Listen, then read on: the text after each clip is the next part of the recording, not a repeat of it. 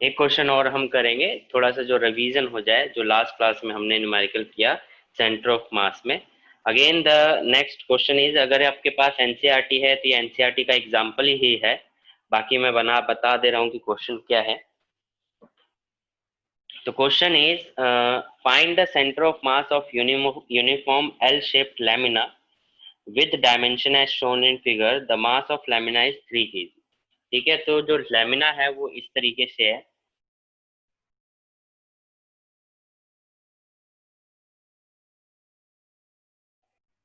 ठीक है, जिसमें ये सेंटर पॉइंट्स गिवन है, C1, C2, C3, F point 0 and 2, and A point 2 and 0,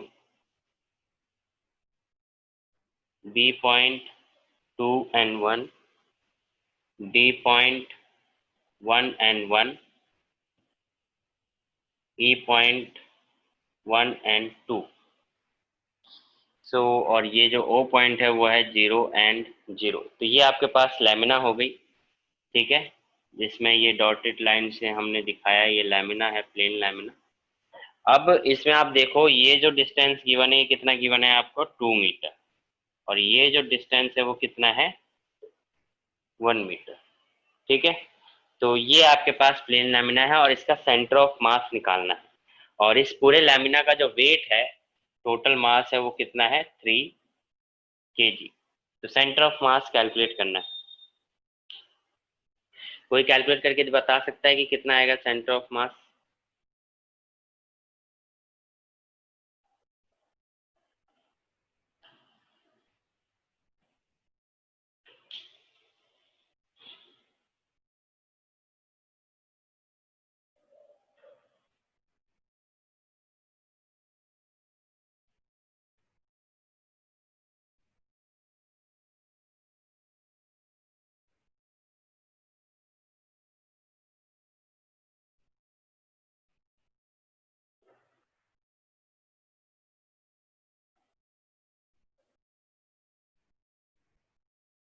ठीक है, आप लोग कर रहे हैं।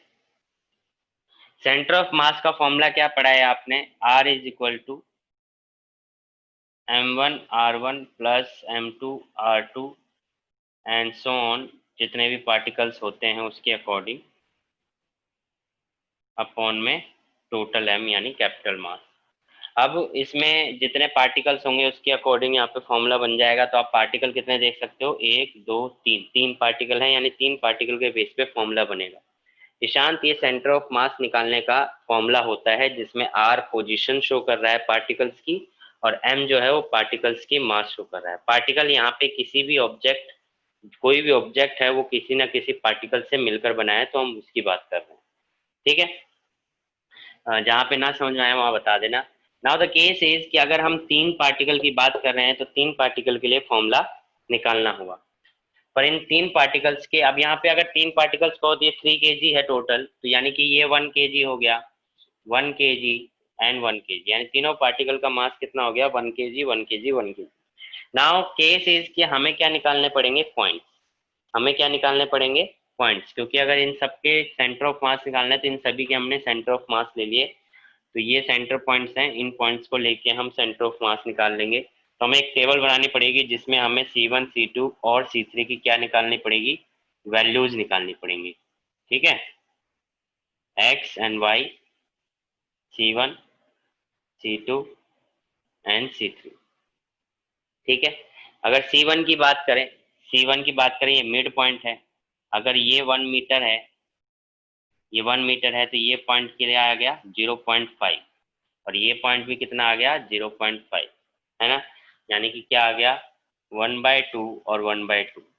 ठीक है, C3 की बात करें तो C3 देखो 0.5 ही है x, C3 क्या है, 0.5 है x, यानी कि 1/2। और y की अगर बात करें तो ये टोटल पूरा 1 है, ये पूरा 1 है, और इतना हो गया हाफ, तो कितना हो गया, 3/2, तो y हो गया 3/2। ऐसे ही अगर आप C2 निकालते हैं तो C2 की y पे वैल्यू क्या है, 0.5, तो y की वैल्यू 0.5 यानी 1/2।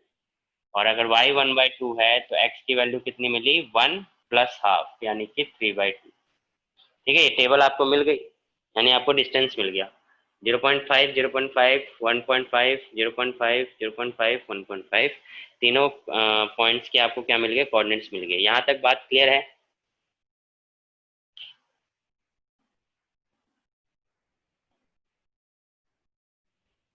समझ नहीं आ रहा? क्या नहीं समझ में आ रहा है निक्की?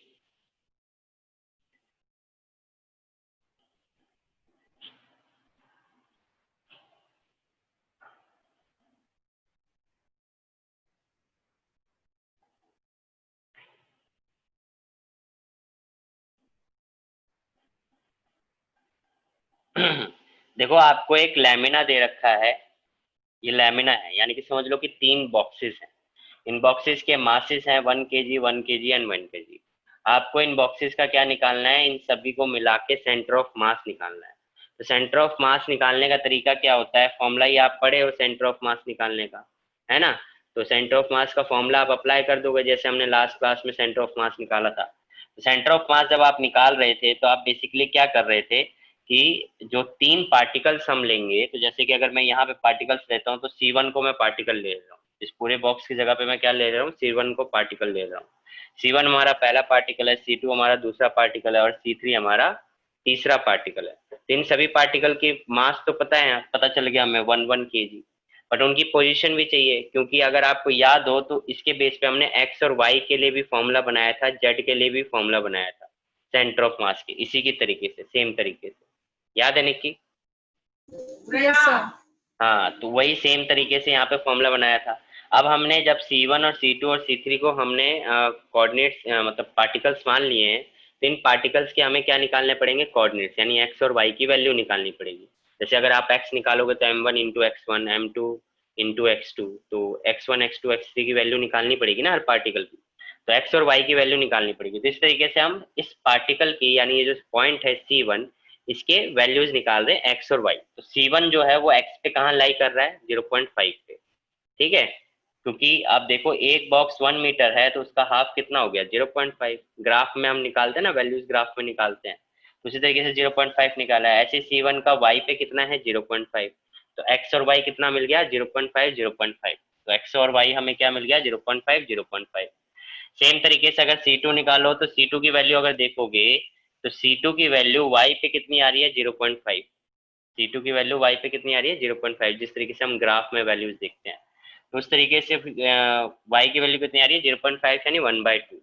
और अगर ये देखो तो ये x की वैल्यू है, तो ये पूरा एक 1 है, यहाँ तक 1 है और इतना हाफ है, क्योंकि टोटल 2 मीटर है। तो टोटल में से हाफ निकाल दोगे तो 1.5 मीटर बचेगा, 1.5 बचेगा, तो 1.5 यानी 3/2। सिमिलरली तरीके से C3 की वैल्यू निकाल दी, y निकाल दिया और x निकाल दिया, हाफ और 3/2। समझ में आया?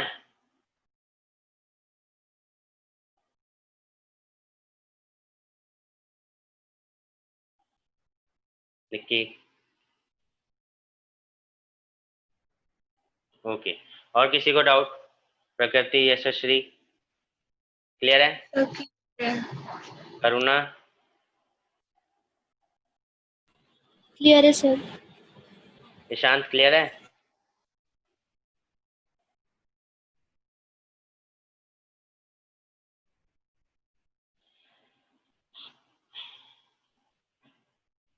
ईशांत?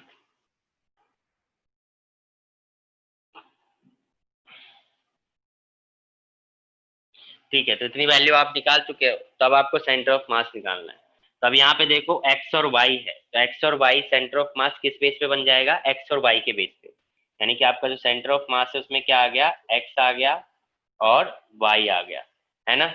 अगर इसमें जेड एक्सिस भी होता तो जेड भी आ जाता। अब हमें क्या करना है, ये एक्स निकालना है और ये वाई निकालना है।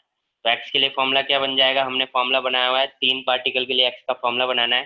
तो m1 x1 m2 x2 plus m3 x3 upon में टोटल मास, यानी m1 plus m2 plus m3। ठीक है, तो वैल्यूज जस्ट आपको पुट करनी है। m1 कितना है, 1 है। x1 कितना है, x1 है 1/2, प्लस m2 कितना है, 1 है। x2 कितना है, C2 की वैल्यू x की 3/2, प्लस m3 कितना है 1 है, x3 कितना है 1/3, ठीक है, अपॉन में टोटल मास कितना होगा 3।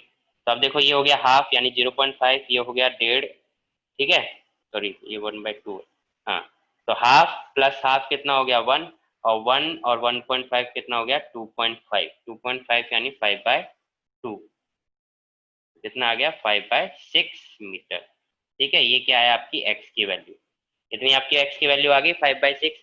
अब आपको इसी तरीके से मेरे को y की वैल्यू बताओ, y की कितना आया, तो y का फॉर्मूला क्या बन जाएगा m1y1 plus m2y2 plus m3y3 और टोटल में अपॉन में टोटल मास यानी कि m1 plus m2 plus m3। बताइए y की वैल्यू क्या आएगी, आप ही लोग बताएं मुझे।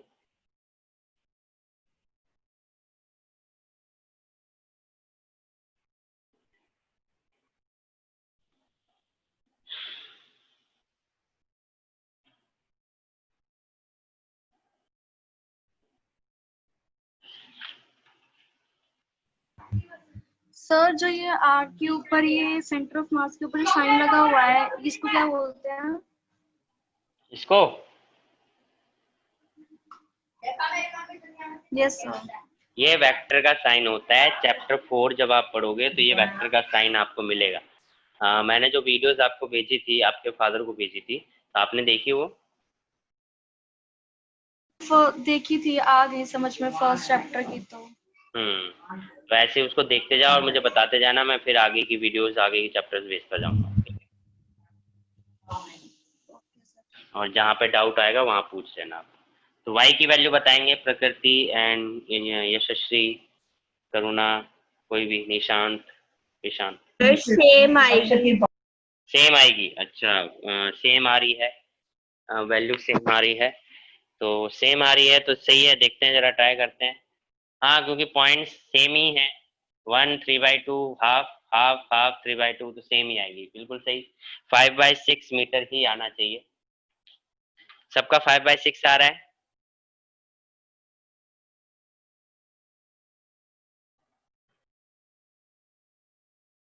ठीक है, करुणा 5/6 आ रहा है, निक्की 5/6 आ रहा है।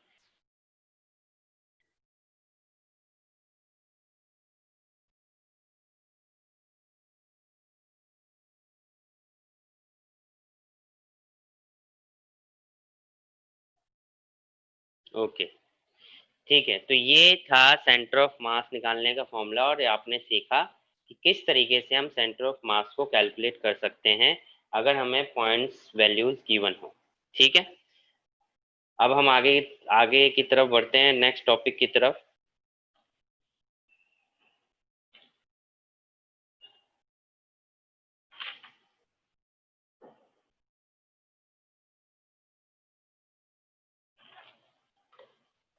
नेक्स्ट देखिए, नेक्स्ट लिखेंगे rigid body, RIGID, rigid bodies या rigid body, rigid body, RIGID, rigid body. A body is said to be rigid if it does not undergo any change in its size and shape, however large the external force may be acting on it. Basically, हम उसको कह सकते हैं कि एक दो तरीके से कहा जा सकता है कि अगर हम किसी बॉडी के ऊपर फोर्स लगाएं और वो अपनी शेप और साइज में कोई चेंज ना लाए तो वो बॉडी रिजिड कहलाएगी। एग्जाम्पल के लिए अगर चेयर है और चेयर पे आप बैठ जाओ तो उसकी शेप में कोई चेंज नहीं आता है, ठीक है, वो चेयर से प्लेट नहीं बन जाती है। तो ऐसे ही अगर जितनी भी बॉडीज होती हैं, टेबल है, टेबल पे अगर आप सामान रखते हो तो फोर्स लगता है, पर वो टेबल अपनी शेप चेंज नहीं करता है। तो ऐसी जितनी भी ऑब्जेक्ट्स होते हैं उन सभी ऑब्जेक्ट्स को हम क्या बोलते हैं, रिजिड बॉडी बोलते हैं, यानी कि वो रिजिड है, ठीक है। और इस चैप्टर के बेस पे अगर बोलोगे तो कहने का मतलब है कि कोई भी ऑब्जेक्ट में पार्टिकल्स होते हैं, अगर उसके ऊपर कोई एक्सटर्नल फोर्स अप्लाई हो रहा है तो ऐसे में जो उस ऑब्जेक्ट के कंस्टिट्यूएंट पार्टिकल्स हैं वो पार्टिकल्स अपनी रिलेटिव पोजीशंस को छोड़े ना, ठीक है, रिलीज ना करें या उससे डिस्प्लेस ना हो, जिस पोजीशन पे वो लाई कर रहे हैं वहीं पे रहें, यानी कि अपनी पोजीशन को चेंज ना करें रिलेटिवली, ठीक है, ऑब्जेक्ट के। तो इसको हम कहते हैं रिजिड बॉडी। मैंने एग्जांपल के तौर पे आपको समझाया रिजिड बॉडी क्या है, आई होप क्लियर है सभी को। तो डेफिनेशन लिख लेंगे, A body is said to be rigid if it does not. A body is said to be rigid if it does not undergo any change. If it does not, if it does not undergo any change in its size and shape.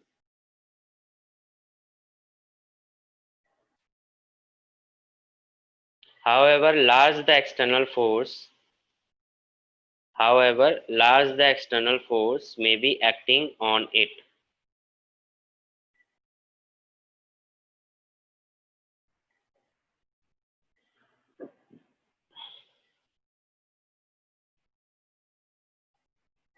ठीक है। अब rigid body की अगर हम बात करें तो rigid body जो है उसका सेंटर ऑफ मास जो होता है वो फिक्स रहता है। तो उन सभी का अगर हम सेंटर ऑफ मास देखें, जैसे कि अगर एक रिंग है, रिंग का सेंटर ऑफ मास, मैंने बोला कि सेंटर ऑफ मास एक इमेजिनरी पॉइंट है। रिंग अगर आप देखो तो ये जो पॉइंट है वो बॉडी के अंदर भी लाई कर सकता है, बॉडी के बाहर भी लाई कर सकता है। जैसे कि अगर कोई रिंग है तो रिंग का सेंटर ऑफ मास कहाँ रहेगा?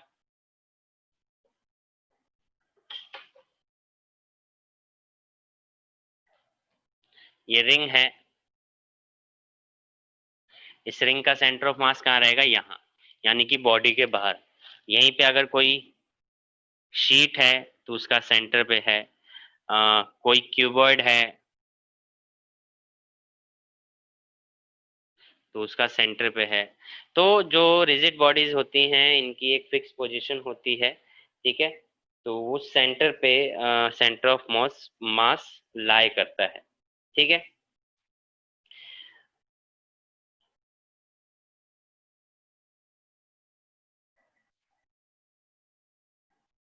नेक्स्ट लिखेंगे रोटेशनल मोशन।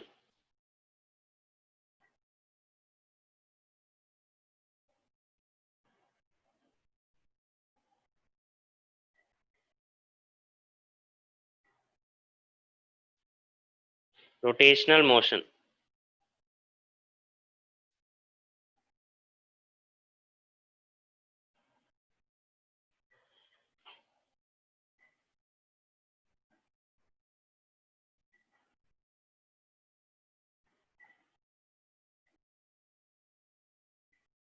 रोटेशनल मोशन क्या है? रोटेशनल मोशन का मतलब है कि कोई बॉडी है वो उसके जो पार्टिकल्स हैं वो एक सर्कुलर पाथ में रिमूव कर रहे हैं, मूव कर रहे हैं along with the centre of mass at the centre. यानी कि अगर कोई बॉडी है, जैसे कि ये सेंटर ऑफ मास है, ये बॉडी है, ये अगर इसके देखोगे तो ये सारे पार्टिकल्स क्या कर रहे हैं? घूम रहे हैं, है ना, एक सर्कुलर पाथ में घूम रहे हैं। तो इसको हम क्या बोलेंगे? रोटेशनल मोशन, ठीक है। अगर इसके अबाउट है तो ये क्या है? Rotational motion. तो मतलब किसी एक पॉइंट के अराउंड ये क्या कर रहे हैं? रोटेट कर रहे हैं, ठीक है। तो ऐसे मोशंस को हम क्या बोलते हैं? रोटेशनल मोशन कहते हैं, जब पार्टिकल्स, सभी पार्टिकल्स एक सर्कुलर पाथ में घूम रहे होते हैं। तो डेफिनेशन लिख लेंगे। A body is said to possess rotational motion. A body is said to be possess rotational motion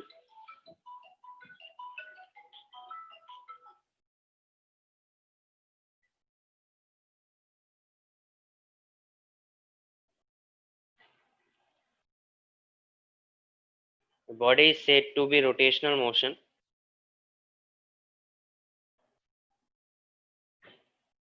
if all its particles move along, if all its particles move along,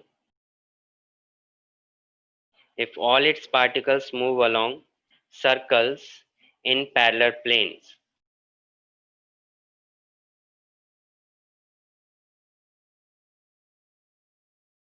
In parallel planes. अब हम कुछ rotational motion के कुछ formulas के बारे में पढ़ेंगे। देखिए कुछ फॉर्मूलेज हमने पहले पढ़ चुके हैं, अब इनके फॉर्मूले को हम दोबारा मतलब रोटेशनल बेस पे पढ़ेंगे कि अगर बॉडी सर्कुलर मोशन में है तो उस केस में हम कैसे वैल्यूज को कैलकुलेट कर सकते हैं, जो चीज हम लीनियर में कैलकुलेट कर रहे थे। तो कुछ सिंबल्स हैं, ये चीज मैं चैप्टर 4 में भी बता चुका हूँ, बट ये चैप्टर स्पेशली रोटेशनल चैप्टर है तो इसमें तो बताना बनता ही है। जैसे कि मैंने बोला था कि अगर हम वेलोसिटी की बात करें, वेलोसिटी से पहले डिस्प्लेसमेंट की बात करते हैं।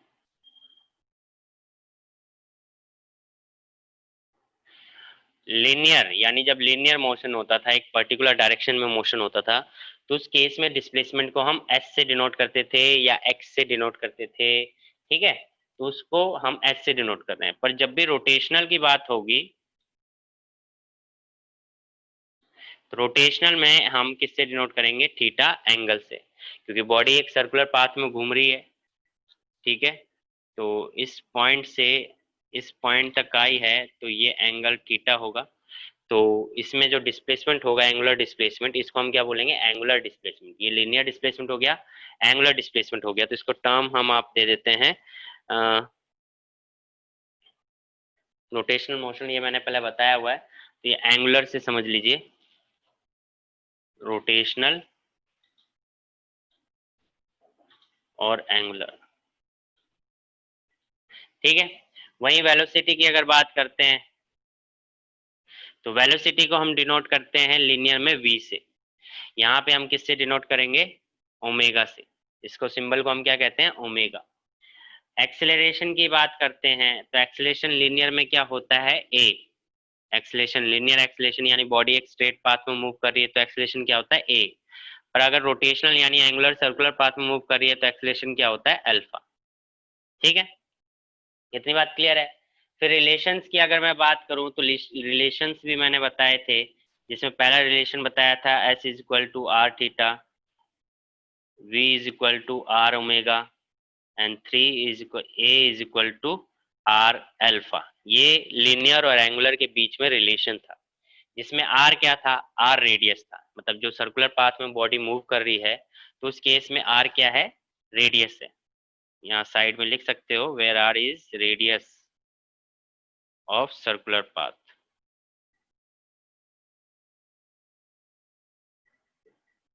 ठीक है। उसके बाद कुछ और इक्वेशंस हैं, जैसे कि वेलोसिटी का फॉर्मूला आप पढ़ते थे, v इज इक्वल टू क्या होता था, v इज इक्वल टू होता था D x by D T, ठीक है। v इज इक्वल टू क्या होता था, D x by D T, जहाँ पे x क्या है, पोजीशन और डिस्प्लेसमेंट, और उसका डिफरेंशिएट करके आप क्या कर सकते थे, v निकाल सकते थे, ठीक है। करुणा मैं आपको इंटीग्रेशन और डिफरेंशिएशन, ईशांत आप भी इंटीग्रेशन, अगर ईशांत से तो मैं बाद में बात कर लूंगा, करुणा को कह रहा हूँ, निक्की, इंटीग्रेशन और डिफरेंशिएशन की वीडियो मैं आपको भेजूंगा, तो वो नेक्स्ट क्लास से पहले देख लेना, ठीक है, चैप्टर 3 के लिए है वो।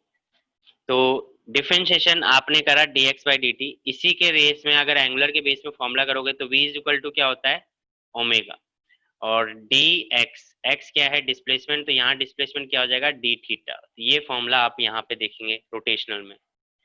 दूसरा फॉर्मूला आप क्या देख सकते हैं, जैसे कि a इज इक्वल टू क्या होता है, dv बाई dt, ये आपने पढ़ा है। यहाँ पे क्या हो जाएगा, a की जगह अल्फा, d बाई dt तो डिफरेंशिएशन रहेगा ही, और v की जगह क्या आ जाएगा, ओमेगा।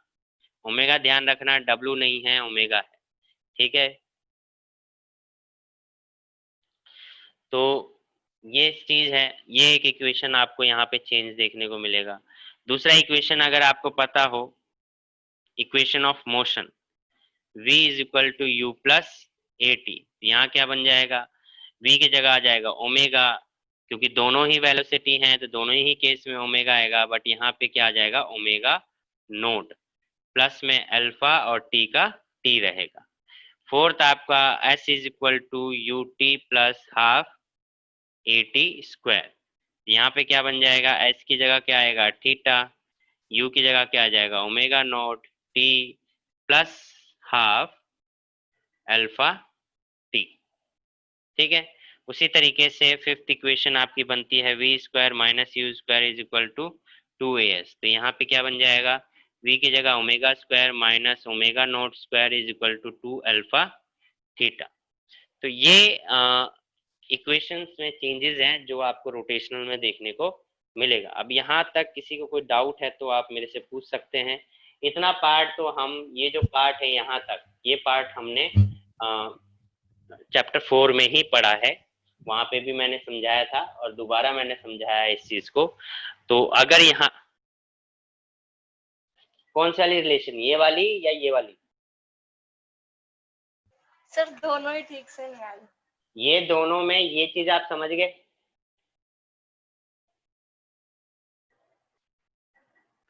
ये वाली बात आप समझ गए कि एस को थीटा लिखना है, वी को ओमेगा लिखना है, ए को अल्फा लिखना है, कुछ नहीं करना है, इक्वल टू लगाना है, इनटू में आर कर देना है। ये चीज रिलेशन है कि अगर आपको लिनियर डिस्प्लेसमेंट दे रखा है तो एंगुलर डिस्प्लेसमेंट निकाल सकते हैं, और एंगुलर डिस्प्लेसमेंट दे रखा है तो लिनियर निकाल सकते हैं। इसी तरीके से यहाँ पे भी केस है, जस्ट आर से मल्टीप्लाई कर दिया और इक्वल टू लगा दिया, तो S is equal to R theta, V is equal to R omega, A is equal to R alpha. ये रिलेशन है लिनियर एंड एंगुलर के बीच में। सेम तरीके से यहाँ पे ये रिलेशन हमने पढ़े हुए हैं, बट यहाँ पे जस्ट यही चेंज हुआ है कि जो सिंबल्स हैं, जो मैंने बताया कि ये जो सिंबल हम चेंज कर रहे हैं वो सिंबल का चेंज हुआ है, बाकी सब कुछ कॉन्सेप्ट सेम है। ठीक है, सारा कॉन्सेप्ट सेम है, जस्ट सिंबल को हमने चेंज कर दिया है। अभी हम क्वेश्चन भी करेंगे तो आपको समझ में आएगा। इस ये जस्ट हमने सिंबल चेंज किया है, और ये रिलेशन तो मैंने आपको बताया ही है। ठीक है निक्की, ओके सर। समझ में आया कि नहीं आया? बताओ, ऐसे ही ओके कर रहे हो?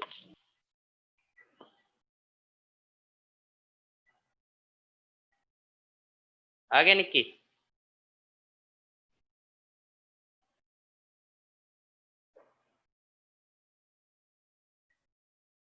क्या नहीं समझ में आ रहा है बताओ मेरे को, थोड़ा ढंग से बताओ, इलेबोरेट करो कि कैसे, क्या नहीं चीज समझ में आ रही।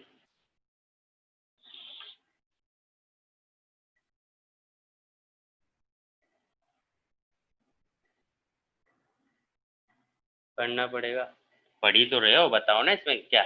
हाँ, बस ये हो सकता है कि आपने चैप्टर 4 नहीं पढ़ा है, इस वजह से थोड़ा सा लग रहा होगा, बट इसमें ऐसा कुछ है नहीं कि वहां पे नहीं पढ़ा है तो यहाँ समझ में नहीं आया। ये चीज ये चीज आपको पता है। अच्छा, ये इसके बेस पे कह रहे होगे, इक्वेशन ऑफ मोशन के बेस पे। Yes sir. हाँ, तो ये इक्वेशन ऑफ मोशन देखो 10th तक आपने पढ़ी थी, v is equal to U plus A T, S is equal to U T plus half A T square, V square minus U square is equal to 2 A S. ये motion, equation of motion हमने पढ़ी हुई है।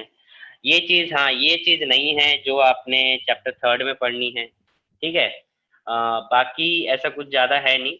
ये चीज formula है differentiation का, है कि पर्टिकुलर, किसी पर्टिकुलर टाइम पे वेलोसिटी और एक्सीलरेशन का जो फॉर्मूला होता है डिफरेंशिएशन के फॉर्म में, वो ये फॉर्मूला होता है। तो ये अभी के लिए आप डायरेक्ट लर्न कर लो कि ये फॉर्मूला होता है, इसमें अभी समझने का कुछ नहीं है। ठीक है, आप चैप्टर 3 की क्लासेस देखोगे तो उसमें और अच्छे से समझ जाओगे, बट इसमें ऐसा कुछ समझने का नहीं है, जस्ट ये फॉर्मूला लर्न करना है आपको कि वेलोसिटी किसी टाइम के रिस्पेक्ट में एक पर्टिकुलर टाइम पे निकालोगे तो वेलोसिटी का फॉर्मूला ये होता है, और किसी पर्टिकुलर टाइम पे एक्सेलरेशन निकालोगे तो फॉर्मूला ये होता है।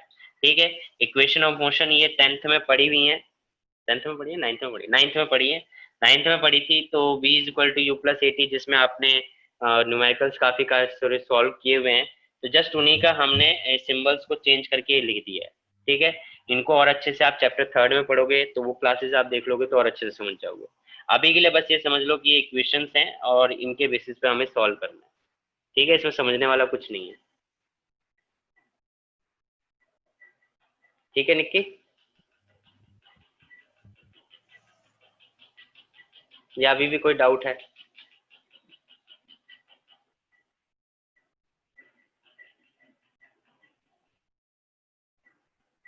निक्की,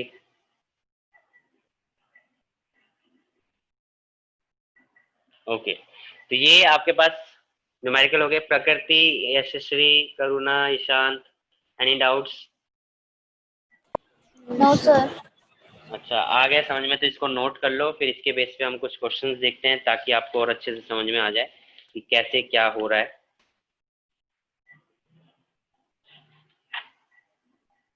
इनको नोट कर लीजिए, फिर मैं आप लोगों को क्वेश्चन बताता हूँ।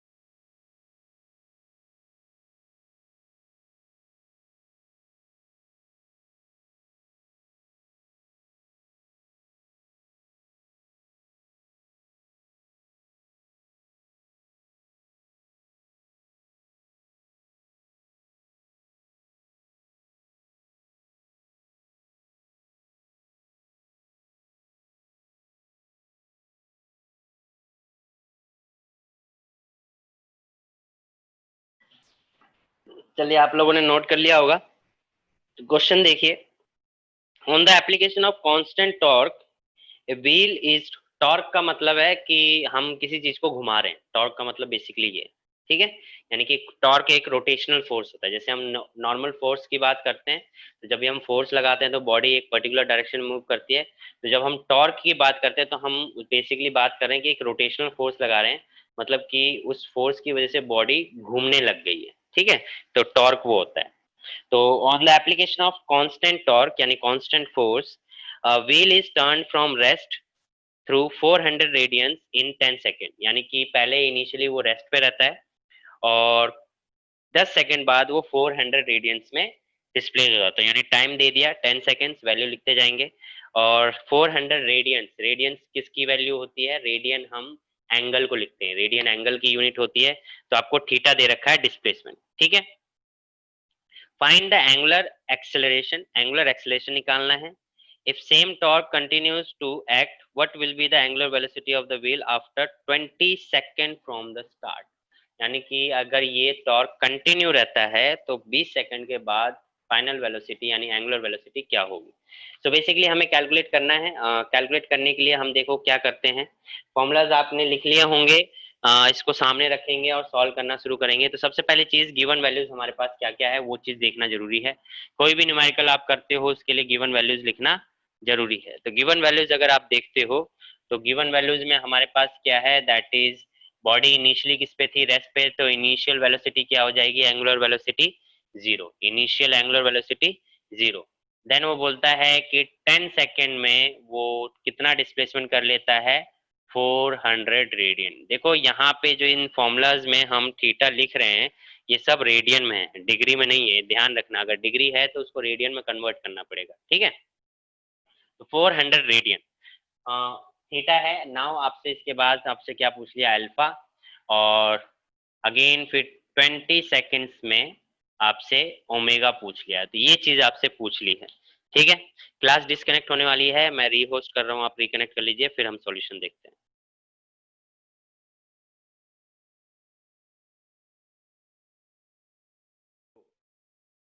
तो ये आपके पास वैल्यूज हैं। अब आपको क्या करना है? अल्फा निकालना है। तो आपके सामने फॉर्मूला है इक्वेशन ऑफ मोशन, इन दोनों में से आप यूज कर सकते हो। ओमेगा है, टी है, थीटा है, अल्फा निकालना है। तो कौन सी इक्वेशन यूज की जा सकती है इनमें से? प्रकृति बताएं कौन सी इक्वेशन करेंगे, फर्स्ट सेकंड थर्ड, इन तीनों में से।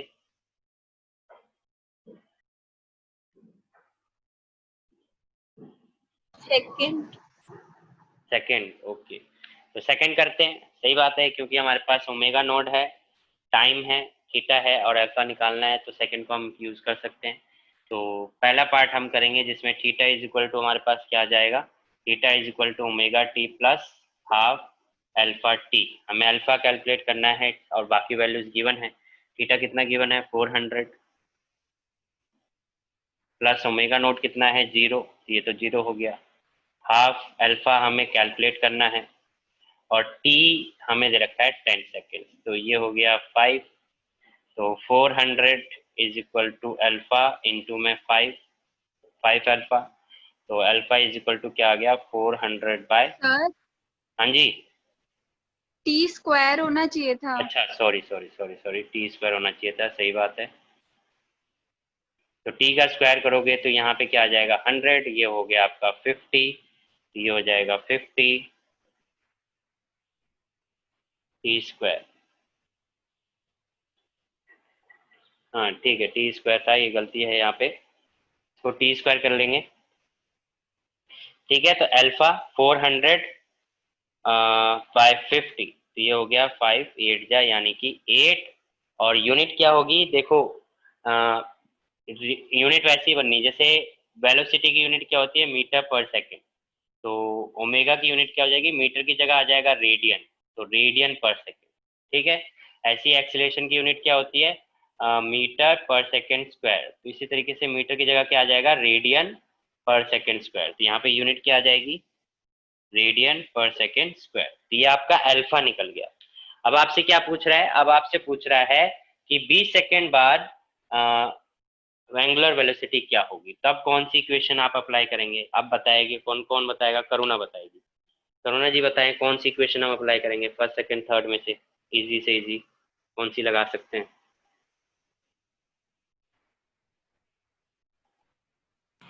सर फर्स्ट वाली। फर्स्ट वाली, वेरी गुड। फर्स्ट वाली अप्लाई कर देंगे क्योंकि हमें ओमेगा निकालना है, ओमेगा नोट हमें पता है, अल्फा हमें पता चल चुका है और टाइम भी हमें पता है। तो सेकंड केस में हम omega is equal to omega not plus alpha T. तो ओमेगा कैलकुलेट करना है, ओमेगा नोट कितना है हमारा 0 प्लस अल्फा कितना है हमने कैलकुलेट किया है 8। टाइम कितना लेना है 20 सेकेंड। अब 20 सेकेंड के बाद पूछ रहा है तो 20 सेकेंड, तो 8 दूनी 16 यानी 160 और ओमेगा की यूनिट मैंने बता दी रेडियन पर सेकेंड। ये आपका क्या आ गया, आंसर आ गया। अब इसमें किसको नहीं समझ में आया ये बताइए, कोई भी बात अगर नहीं समझ में आई हो। निक्की बात समझ में आई कैसे हमने अप्लाई किया?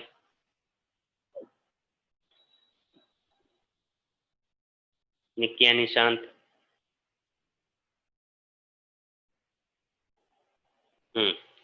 तो आई होप आप लोगों को समझ में आया। तो इस तरीके से हम इसको करते हैं, ठीक है।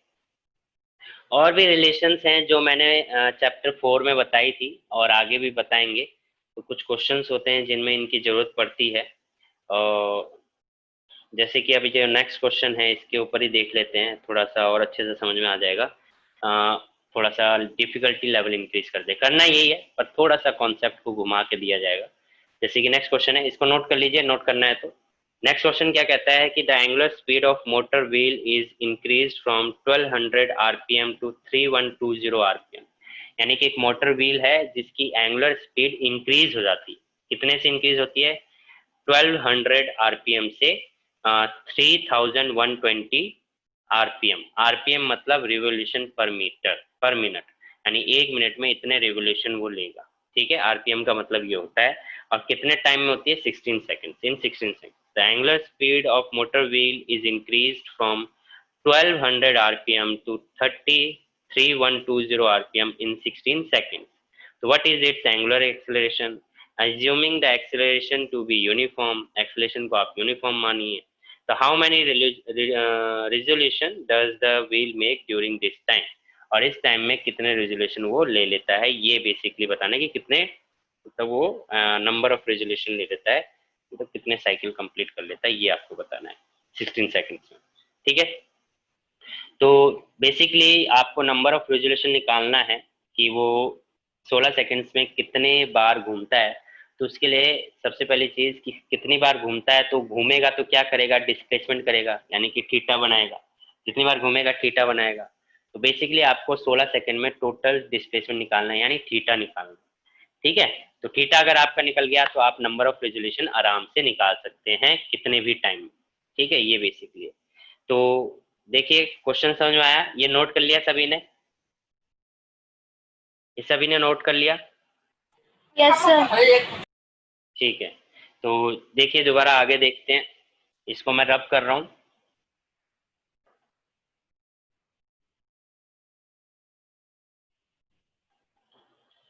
देखो क्या कह रहा है क्वेश्चन में कि 1200 आरपीएम से, आरपीएम मैंने बताया रिवोल्यूशन पर मिनट, ठीक है। और जब भी आरपीएम दे रखा हो, आरपीएम दे रखा हो, आरपीआर दे रखा है मतलब रिवोल्यूशन पर आवर दे रखा हो, रिवोल्यूशन पर मिनट दे रखा हो, रिवोल्यूशन पर सेकंड दे रखा हो, इस ये जब भी ऐसा कुछ लिखा होगा तो इसका मतलब आपको क्या गिवन है? फ्रीक्वेंसी गिवन है। फ्रीक्वेंसी का मतलब क्या होता है कि एक सेकंड में कितनी बार वो साइकिल या कंप्लीट कर रहा है। तो आरपीएम जब भी दे रखा हो, ये ध्यान रखना, आरपीएम, आरपीएस या आरपीआर, यानी कि सबका कैसे है? Revolution per minute, revolution per second, revolution per hour. इन तीनों केस में आपको क्या गिवन होगा? ये फ्रीक्वेंसी गिवन होगा। क्या गिवन होगा? फ्रीक्वेंसी गिवन होगा। तो फ्रीक्वेंसी, और ये ध्यान रखना कि इन तीनों में ये चीज इंपॉर्टेंट है, क्योंकि अगर आपको आरपीएम गिवन है, आरपीआर गिवन है, पर आपको इनको चेंज करके आरपीएस में लाना पड़ेगा, मतलब सेकंड में लाना पड़ेगा, सेकंड में चेंज करना पड़ेगा, तभी आपको फ्रीक्वेंसी मिलेगी, ठीक है। ओरिजिनल फ्रीक्वेंसी, क्योंकि हमें हमेशा ऐसा यूनिट में, फ्रीक्वेंसी की ऐसा यूनिट क्या होती है? पर सेकंड होती है।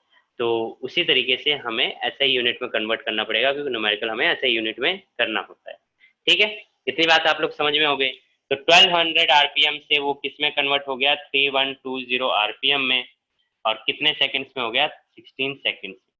ठीक है, तो यहाँ पे सबसे पहली बात है, ये क्या गिवन है आपको, मैंने बोला कि ऐसा कभी भी लिखा होगा तो क्या गिवन होगा, फ्रीक्वेंसी। तो ये फ्रीक्वेंसी नोट हो गया, और ये फ्रीक्वेंसी यानी फाइनल फ्रीक्वेंसी। देखो अगर आपको फ्रीक्वेंसी दे रखी है तो आप एंगुलर वेलोसिटी आराम से निकाल सकते हैं by the equation omega is equal to 2π/न्यू। अगर आपको फ्रीक्वेंसी गिवन है तो आप हमेशा ओमेगा निकाल सकते हैं, यानी एंगुलर वेलोसिटी। एंगुलर वेलोसिटी दे रखी है तो ओमेगा निकाल सकते हो।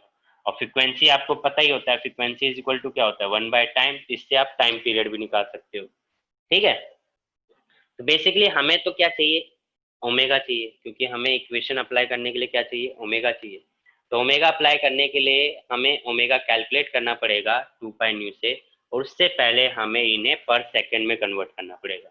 तो पर सेकंड में कन्वर्ट करने, क्योंकि ये मिनट है तो मिनट को सेकंड में कन्वर्ट करने के लिए आप क्या कर दोगे, 60 से डिवाइड, क्या कर दिया जाएगा, 60 से डिवाइड कर दोगे तो आपका क्या आ जाएगा, पर सेकंड हो जाएगा।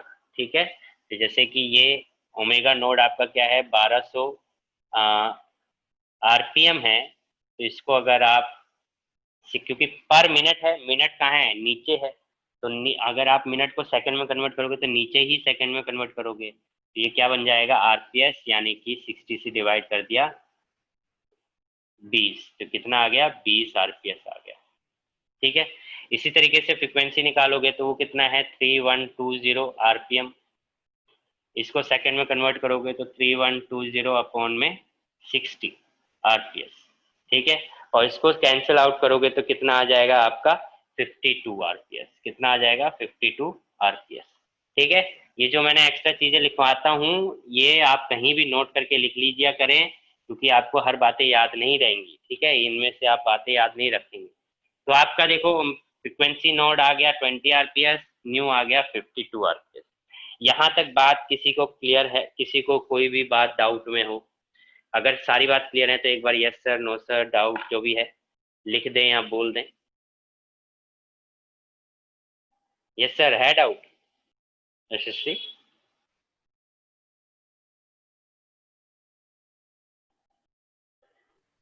सर एक बार क्वेश्चन दोबारा रिपीट कर दो। क्वेश्चन है, the angular speed of a motor wheel is increased from 1200 RPM to 3120 rpm in 16 seconds. So first part, what is its angular acceleration, assuming the acceleration to be uniform, and second part, how many revolution does the wheel make during this time? ये question है। Prakriti clear है? Yes sir. Karuna, Ishant? Yes sir. ठीक है, तो ये आपने निकाल लिया। तो अब हमें क्या चाहिए, इसके बेस पे हम क्या निकालेंगे, ओमेगा। तो ओमेगा फ्रिक्वेंसी नोड है तो हम ओमेगा नोड निकाल लेते हैं। ओमेगा नोड कैसे आएगा, 2π/न्यू नोड। तो 2π/न्यू नोड की अगर आप बात करोगे तो 2π/न्यू नोड अगर आप वैल्यू डालते हो, ठीक है, तो आपको क्या मिलेगा, 2π20 इतना 45 पाई आ गया, और ओमेगा की यूनिट क्या होती है, रेडियन पर सेकेंड। ठीक है, इसी तरीके से ओमेगा निकाल लोगे 2π/न्यू, तो 52 कितना हो जाएगा, 104, 104 पाई रेडियन पर सेकेंड। ठीक है, तो ओमेगा निकल चुका है, ओमेगा नोड निकल चुका है, और we have time that is 16 second. और हमें क्या निकालना है, अल्फा, यानी कि एक्सेलरेशन निकालना है। तो कौन सी इक्वेशन लगा सकते हैं, कोई बताएगा मुझे, कौन बताएगा कि कौन सी इक्वेशन लगाएंगे इन तीनों में से इजी में, जो इजी तरीके से निकल सके? निक्की बताएगी इस बार। निक्की बताइए, कौन सी इक्वेशन हम अप्लाई करें तीनों में से आपके आइडिया से, कि ये चारों किस में फिट हो रहे हैं? सर फर्स्ट में। फर्स्ट में, तो सही, वेरी गुड। हम फर्स्ट इक्वेशन अप्लाई करेंगे। फर्स्ट इक्वेशन अप्लाई करेंगे सॉल्यूशन के लिए, तो हमारे पास आ जाएगा omega, omega node plus alpha और टी। तो ओमेगा हमारे पास क्या है, दैट इज 104। ओमेगा इधर आएगा तो माइनस आ जाएगा, तो 104 पाई माइनस 40 पाई अपॉन में टाइम नीचे आ जाएगा 16, which is equal to alpha. तो इसको आप सॉल्व करोगे तो कितना चला जाएगा, 64/16, 16 चौक 64, यानी कि 4 पाई आपका क्या आ जाएगा, रेडियन पर सेकेंड स्क्वायर अल्फा आ जाएगा। क्लियर है? ये चीज मैं रब कर रहा हूँ। इसको जब आप सॉल्व करोगे तो अल्फा इज इक्वल टू कितना आ जाएगा 4 पाई रेडियन पर सेकेंड। ठीक है, क्या आ जाएगा 4 पाई रेडियन पर सेकेंड। यह आपको अल्फा की वैल्यू मिल जाएगी। यही निकालना था, अल्फा निकाल चुके हो, रेडियन पर सेकेंड स्क्वायर, क्योंकि एक्सेलरेशन है। ठीक है, नाउ द केस इज कि वो पूछ रहा है how many resolution does wheel make during this time.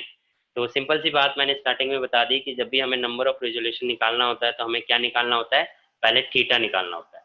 तो यानी कि अब आपके पास अल्फा भी है, ओमेगा भी है, ओमेगा नोट भी है, टाइम भी है, और हमें क्या चाहिए, थीटा चाहिए। तो थीटा हम कौन सी इक्वेशन से निकालेंगे, ईशांत बताएंगे। ईशांत जी बताइए कौन सी इक्वेशन से हम निकालें थीटा, कौन सी इक्वेशन अप्लाई कर सकते हैं कि इजी वे में निकल जाए।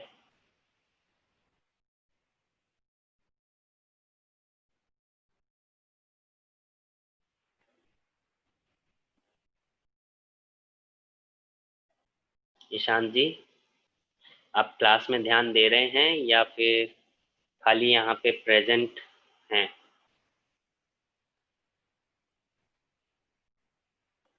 No response. फर्स्ट में तो थीटा ही नहीं है ईशान जी, इसमें तो सिर्फ ओमेगा, ओमेगा नॉट और अल्फा टी है। थीटा तो है ही नहीं। आप थीटा निकालना चाहते हैं तो थीटा अगर निकालना है तो वो थीटा भी तो होना चाहिए। तो हम किससे निकालेंगे, यशस्वी बताएगी। सर सेकंड वाली क्वेश्चन से। सेकंड वाली से भी निकाल सकते हैं और थर्ड वाली से भी निकाल सकते हैं, दोनों से निकाल सकते हैं, क्योंकि दोनों में थीटा है, अल्फा हमें पता है, ओमेगा नोट और ओमेगा भी हमें पता है, टाइम भी पता है। तो बट इजी वे में सेकंड वाली रहेगी, क्योंकि स्क्वायर नहीं करना पड़ेगा। तो हम सेकंड इक्वेशन अप्लाई कर दे रहे हैं। तो that is theta is equal to omega not T plus half alpha T square. ठीक है, तो theta is equal to omega not, omega not कितना है, ओमेगा नोट है 40 पाई इंटू टी कितना है 16। ठीक है, प्लस हाफ अल्फा कितना है, प्लस हाफ अल्फा कितना है 4 पाई इंटू टी का स्क्वायर, टी का स्क्वायर यानी 16 का स्क्वायर, 16 का स्क्वायर होता है 256। तो ये कितना हो जाएगा 16 फोर जा 64, 640 पाई प्लस हाफ से गया तो 2 पाई इंटू 16 का स्क्वायर 256, और 256 को अगर आप करोगे तो ये हो जाएगा 512, है ना। 640 पाई प्लस 512 पाई, तो यानी कितना हो गया, ये हो गया 11 और 52। तो 1152 पाई थीटा आपका रेडियन आ गया। कितना आ गया, 1152 पाई थीटा रेडियन आ गया।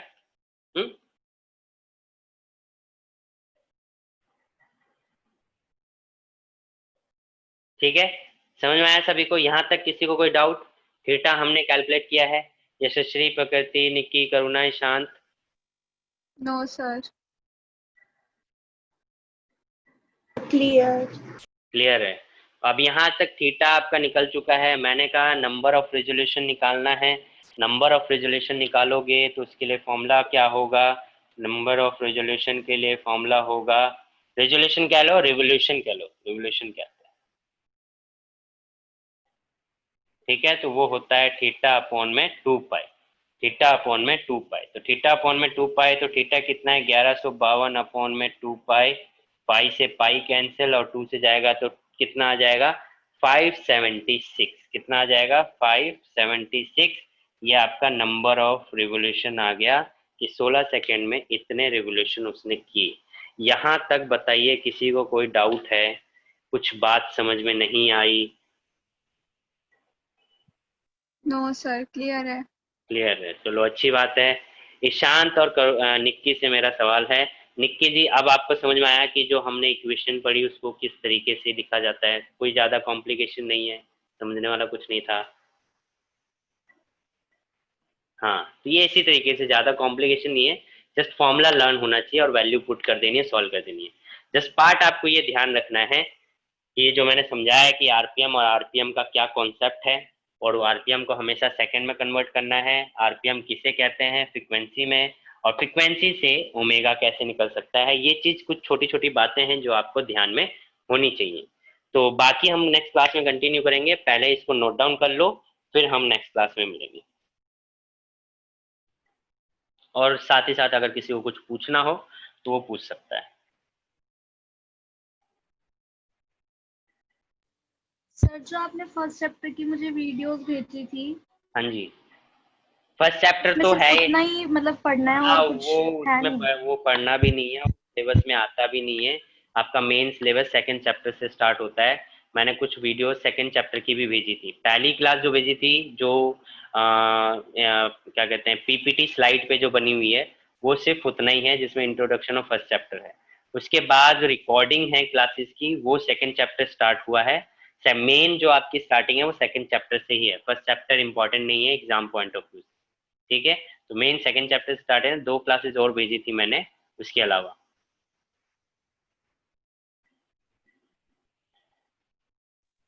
सर हो गया। हो गया। प्रकृति, करुणा, करुणा सुमन नहीं आई, कहाँ गायब हो गई? वो एक क्लास आती है, एक क्लास नहीं आती है। सर पता नहीं, टीचर्स डे होगी तो छुट्टी कर ली होगी उसने। ओहो, टीचर्स डे है, छुट्टी हमें करनी चाहिए, वो लेके बैठी है। Yes sir. चलिए, एक तो मैं भी सोच रहा था छुट्टी कर लूं क्या आज, मगर छोड़ो, कोई नहीं। चलिए, तो समझ में आ गया सभी को? Ishant yes sir. Clear? Ishant clear है? क्लियर है सब कुछ?